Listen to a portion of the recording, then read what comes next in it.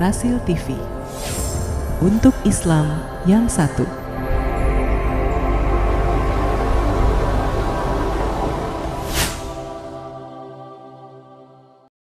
Bismillahirrahmanirrahim. Assalamualaikum warahmatullahi wabarakatuh. Alhamdulillah kita berjumpa lagi hari ini. Ya seperti biasa Radio Silatul Rahim dan juga Rasil Visual akan menghadirkan tiap Rabu itu tamu kita. Tamu kita sudah beberapa kali lah tampil di Rasil karena banyak sekali pendengar yang menanyakan kapan nih beliau dihadirkan lagi. Nah sekarang kami hadirkan lagi memenuhi permintaan Anda. Bapak Happy Trenggono sudah di studio. Alhamdulillah. Beliau lahirnya di Pekalongan, SD, SMA di Pekalongan, kemudian sempat kuliah di UI, S2 ambil komputer.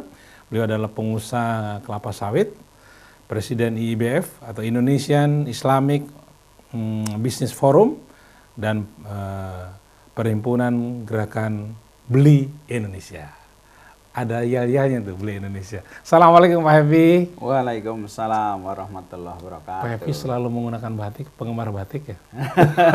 Apa karena dari Pekalongan lalu selalu menggunakan batik ya? Ya kan Beli Indonesia. Oh, Beli Indonesia. Beli Indonesia.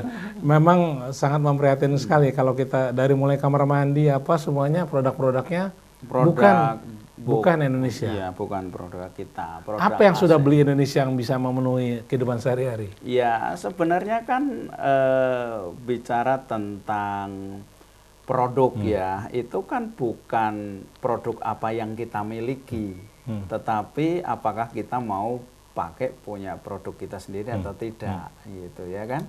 Jadi kalau di Indonesia itu kita jumpai itu kok sabun asing, motor asing, pesawat asing, bukan karena kita nggak punya sabun, nggak punya motor, nggak punya pesawat, tapi karena kita nggak belain, nggak kita beli, makanya Beli Indonesia. Gitu. Oke. Ini banyak juga pendengar Rasil kalau acara kayak Coach Ari, pokoknya membangunkan supaya jadi pengusaha itu termasuk peminatnya banyak. Ya. Karena orang nih udah susah cari kerja, Ya. mau pengusaha tapi banyak khawatir. Kalau orang mau jadi pengusaha, mau jadi buka usaha, itu apa yang mulai dipikirkan? Iya, jadi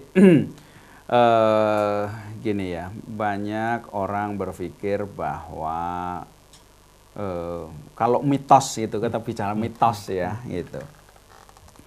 Orang berpikir pasti kalau ngomong pengusaha mesti saya perlu modal berapa, gitu kan? Itu mitos pertama tuh.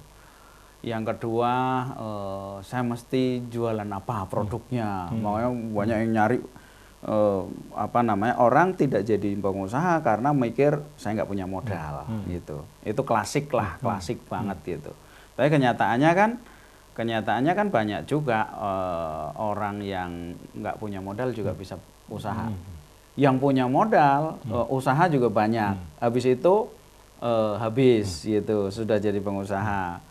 Kan dia terusin, berarti waktu dia terusin lagi kan nggak punya modal juga, gitu kan, udah habis modalnya. Itu jadi itu mitos itu. Yang kedua itu tentang produk. Jadi selalu orang mau jadi pengusaha itu apa ya produk saya yang wah pokoknya paling hebat, paling ini yang nggak ada orang jualan ini itu mitos kedua. Nah itu mitos yang kedua itu banyak tuh di Indonesia. Padahal kenyataannya produk apapun gitu kan selama kita tahu jualnya itu juga. Jadi di Indonesia jumlah pengusaha yang sangat sedikit itu sebetulnya membutuhkan ini adalah sebuah panggilan. Kalau tadi Mas Kresna itu bilang bahwa kerjaan udah sulit gitu ya. Memang sebetulnya lebih gampang itu kan jadi pengusaha, ya kan? Gitu nggak pakai ngelamar, ya kan? Nah, cuman masalah modal gimana gitu kan? Nah, itulah yang harus dipikirkan. Jadi kalau saya selalu bilang gitu, jangan kamu berpikir begini, wah saya mau bikin rumah makan, wah saya butuh 1 miliar, gitu. Padahal saya nggak punya duit 1 miliar, ya nggak jadi-jadilah gitu. Nah, kita balik pertanyaannya, gitu. Kalau saya punya 100.000, apa usaha yang bisa lakukan? Gitu. Apa yang kita punya dulu ya? Iya dong, gitu kan. Kenyataannya banyak juga orang-orang yang butuh dibantuin jualannya, ya kan gitu. Nah produk ya begitu juga. Produk apa yang kita punya, gitu kan, gitu. Jadi masalah usaha itu ya bukan di produknya, tetapi gimana kita itu membawa produk itu ke masyarakat, gitulah kira-kira. Katanya ada perbedaan antara pedagang dan pengusaha. Kalau pedagang tuh ya pedagang itu aja. Tapi kalau pengusaha itu akan mengembangkan apa yang dia jual itu. Itu pertanyaan menarik. Sebetulnya kan apa pedagang sama pengusaha sama-sama jualan ya gitu. Kalau saya bedainya gini. Kalau pedagang sama pengusaha itu berbeda filosofinya aja. Filosofi nih gitu. Filosofinya gini, kalau pedagang itu berpikirnya ya linear aja nih, lurus-lurus aja ya kan. Tapi kalau pengusaha itu berpikirnya mulai canggih gitu, pakai ilmu. Kalau kita bilang ada target market dan sebagainya, itu yang kita dengar itu pengusaha-pengusaha tuh. Ya, mulai canggih. Dulu kalau pedagang ya pokoknya dagang aja gitu kan. Kemudian bicara diferensiasi gitu kan. Bicara tentang team building, tentang apa. Yang pokoknya ilmu-ilmu yang makin lama makin canggih. Kalau di dalam buku itu kalau kita bersaing ada yang namanya itu bagaimana merumuskan positioning gitu, kemudian bagaimana kita itu membedakan diri dengan yang lain itu ilmu-ilmu itu yang canggih, itu filosofinya para pengusaha gitu. Kalau dagang ya dagang aja gitu. Nah anak-anak kita di Indonesia harus mulai berpikir canggih gitu, karena kan kita kan globalisasi nih. Ya kan, banyak barang-barang produk dari luar masuk, kemudian di antara anak-anak kita sendiri banyak banyak yang bertumbuhan gitu kan, karena banyak orang yang berpikir begini ketika mau bikin bisnis ya, mesti mikirnya itu apa ya gitu barang yang mesti saya jual. Kalau perlu yang nggak ada pesaingnya gitu, yang orang lain nggak pada jual gitu. Ya, saya bilang ya kalau kamu nyarinya produk yang nggak ada pesaingnya, ya kamu akan ketemu produk yang nggak ada pembelinya. Saya bilang. Gitu ya. Nah disitulah ilmu bisnis tadi, ilmu sebagai pengusaha itu mesti muncul. Tapi nggak tahu kenapa Mas Krisna tanya bedanya pedagang sama pengusaha ya. Nah di tengah kegalauan sekarang juga ada tawaran, ada agent-agent dari produk-produk Cina dengan apapun ada produk Cina, mulai dari murah, dari modal berapapun ada. Jadi nggak usah pinter bahasa Cina, bahasa Inggris akan datang ke rumah. Itu ada agentnya. Itu gimana dengan tantangan ini? Ya, jadi begini. Ini kan disebut globalisasi ya, globalisasi. Nah, banyak orang berpikir bahwa ini adalah sebuah fenomena yang nggak bisa kita hindari, kan gitu. Tapi sebenarnya globalisasi itu sejak dari zaman dulu sudah ada. Udah, Pak Karno sendiri kan pernah bicara di mana? Di Bandung itu yang Indonesia menggugat itu, beliau mengatakan namanya politik pintu terbuka namanya. Jadi itu yang disebut globalisasi juga gitu. Jadi masuknya capital asing, masuknya produk asing gitu. Jadi kalau globalisasi itu ada flow of capital, ada flow of produk gitu, ada flow of people. Nah, kenapa capital itu masuk? Karena mereka ingin ngembangin duitnya di sini, gitu kan? Proyek infrastruktur, proyek ini, proyek itu, gitu kan? Gitu, karena di sana udah nggak ada lagi, gitu. Kemudian yang kedua produk mereka ingin pasarkan di sini, gitu. Nah itu sebetulnya Indonesia akan jadikan pasar gitu. Jadi itu sebetulnya adalah fenomena yang dari dulu itu ya begitu gitu. Jadi sekarang bukan barang baru, termasuk yang dari Cina. Persoalannya gitu, bangsa Indonesia ini kan dua hal. Satu, bangsa Indonesia terutama pemerintah Indonesia itu tidak melihat ini sebagai sebuah sesuatu apa namanya, ya kalau kita bilang adalah ancaman bagi ekonomi gitu ya. Jadi kalau namanya produk ya mesti kita kendalikan juga, walaupun kita itu ada kerjasama dengan Cina misalnya. Kenyataannya kan produk Cina yang lebih banyak ke sini, gitu. Produk kita susahnya minta ampun ke sana. Gitu, walaupun kerjasama ada aja urusannya. Produk saya udah berapa tahun nggak bisa masuk di sana kan, tapi produk mereka kan masuk semua di sini, gitu. Itu pertama, gitu. Artinya ada sesuatu yang dikendalikan, yang ini itu tidak kita lihat, gitu. Siapa yang mengendalikan? Iya, pemerintah kan mestinya, gitu. Walaupun kita kerjasama dagang dan sebagainya kan mesti bermain strategi juga, gitu kan. Biar agak susah lah gitu. Nah, yang kedua kita biar di sana juga masuknya lebih gampang kan gitu, ini namanya perang dagang aja biasa kan gitu. Itu yang pertama yang tidak terjadi di Indonesia. Itu membuat kita sulit gitu. Membuat kita sulit. Yang kedua, ini yang tidak pernah disentuh adalah pembangunan karakter bangsa kita. Jadi bagaimana bangsa kita itu dididik karakternya untuk membelain produknya sendiri, beli produk sendiri gitu. Jadi tanpa pembangunan karakter ini gitu, agak sulit ya. Nggak akan pernah bisa gitu. Jadi kenapa Jepang itu bisa luar biasa gitu? Produk Jepang juga diserap di Jepang sendiri, 80%. Yang kita lihat itu di luar itu jualan kemana-mana itu 20%, gitu. Beras di sana mahal. Tapi apakah kita bisa ekspor beras ke Jepang? Gitu, nggak ngimpi gitu. Nah, jadi kita cuman ekspor barang-barang mentah gitu. Tapi kita impor barang-barang jadi. Ini kan kebalik. Harusnya barang mentah jangan sampai keluar, barang jadi yang boleh keluar. Nah, barang mentah boleh masuk, barang jadi nggak boleh masuk.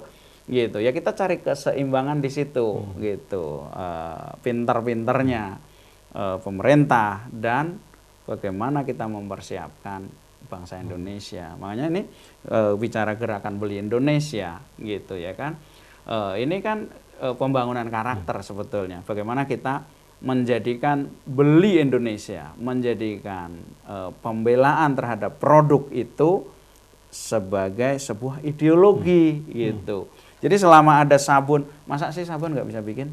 Iya kan? Masih bisa. Anak-anak Rasil banyak yang bisa kan? Coba kalau pendengar Rasil itu semua pakai sabun Rasil, gitu. Beres urusannya, gitu. Ekonomi naik, gitu kan? Jadi kemudian pengusaha pada bertumbuh, iya kan? Gitu. Gerakan beli Indonesia di mana yang sudah dilakukan? Gerakan Indonesia di seluruh Indonesia, tetapi kan gini, kita ini jadi ibaratnya itu strategi makan gajah. Oh, Indonesia itu kan gedenya minta ampun, ya, gede banget gitu. Kalau kira-kira itu pimpinan nasional itu bisa menggerakkan luar biasa kan. Nah, tapi karena itu tidak bisa, maka kita dekatin daerah-daerah, gitu, kabupaten-kabupaten, ya kan? Sudah dilakukan itu ya? Sudah, gitu, dan banyak sekali gitu. Kalau yang sebetulnya banyak kabupaten, tapi yang paling dikenal itu Kulon Progo kan, gitu. Beli Kulon Progo itu, bela Kulon Progo. Jadi di Kulon Progo itu bupatinya itu memang karena Kulon Progo itu waktu itu bupati bilang, Mas ini gimana? Kita mau membangun kabupaten, tapi kan kita itu minim, dia daerah miskin kan, itu daerah miskin. Nggak punya batu bara kayak di Kalimantan, nggak punya emas kayak di Papua gitu, nggak punya minyak kayak di Riau gitu, sawit nggak punya juga, mana mau dibikin sawit, bukit-bukit semua. Ya nggak ada apa-apa gitu.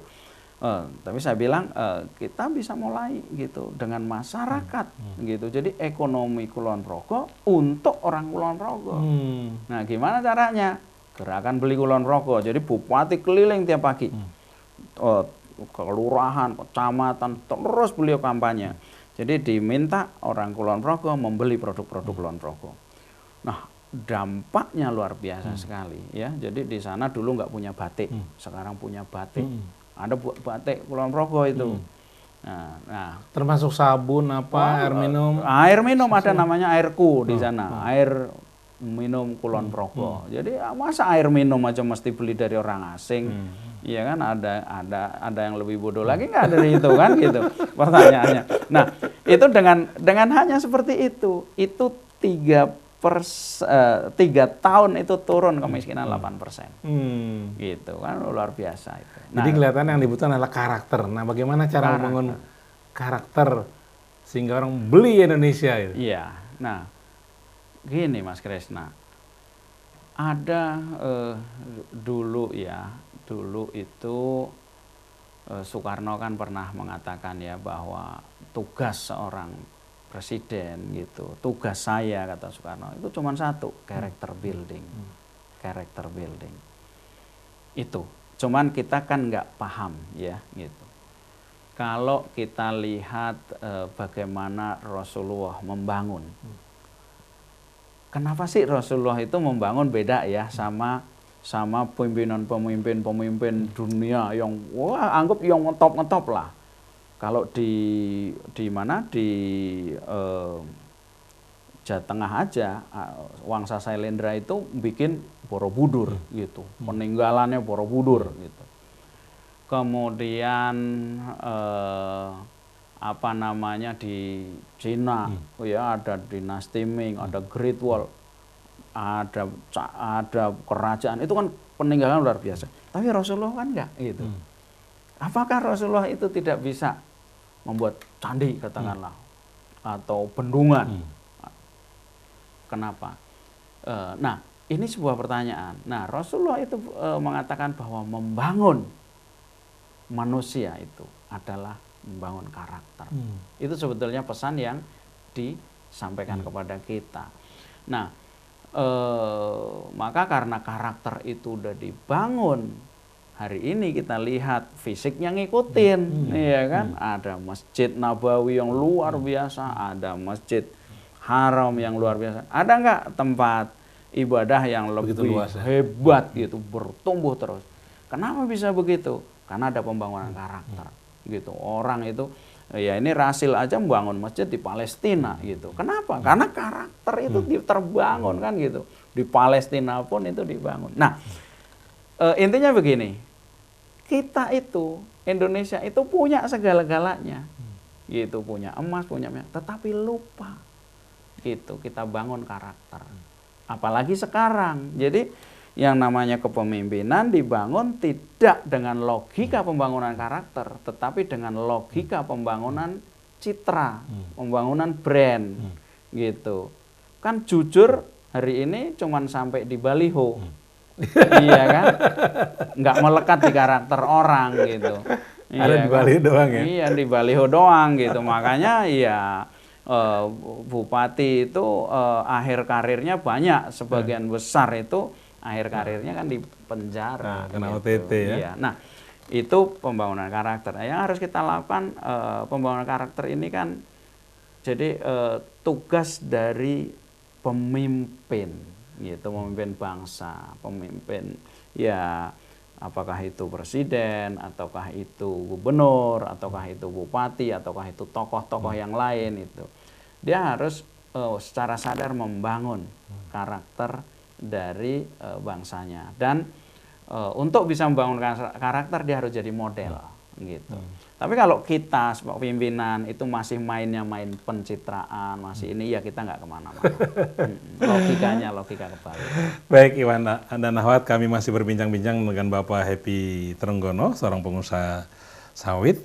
Beliau juga Presiden IEBF, Indonesian Islamic Business Forum, dan juga Perhimpunan Gerakan Beli Indonesia. Kami akan bacakan nomor HP beliau yang Anda bisa hubungi. Silakan siapkan pulpen sama kertas ya. Siapkan dulu pulpen sama kertasnya. Kami akan bacakan nanti nomor HP yang Anda bisa hubungi untuk menghubungi Bapak Happy Trenggono. Kami akan kembali setelah yang berikut ini.